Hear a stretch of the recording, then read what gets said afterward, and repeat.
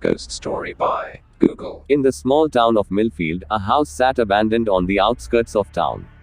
The locals knew to stay away from it, as it was said to be haunted by a ghostly presence. The story went that many years ago, a young couple had moved into the house with their infant daughter. They were a happy family, but tragedy struck when the father suddenly died in a car accident. After the father's death, the mother became distant and reclusive, spending all her time in the house with her daughter. One day, the townsfolk noticed that they had not seen the mother and daughter for several weeks, and they became concerned. When they finally went to investigate, they found the mother and daughter dead, their bodies lying on the floor of the house.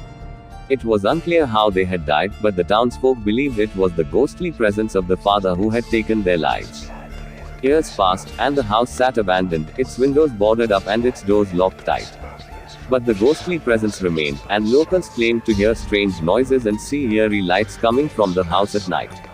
One day, a young couple moved into town and decided to buy the abandoned house, hoping to restore it to its former glory. They were warned by the townsfolk about the ghostly presence, but they didn't believe in such things and went ahead with their plans. As soon as they moved in, strange things began to happen. They would hear footsteps in the hallway at night, doors would open and close on their own, and they would feel a cold breeze in the air. But the most eerie occurrence was the voice of a man they could hear whispering through the walls.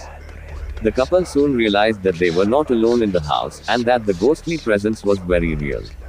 They tried to leave, but found that the doors were locked from the outside and they were trapped inside.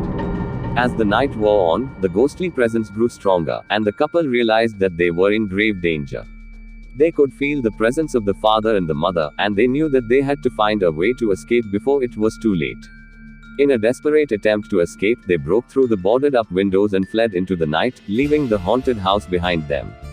They never returned, and the house remained abandoned, its ghostly presence haunting the town of Millfield for years to come.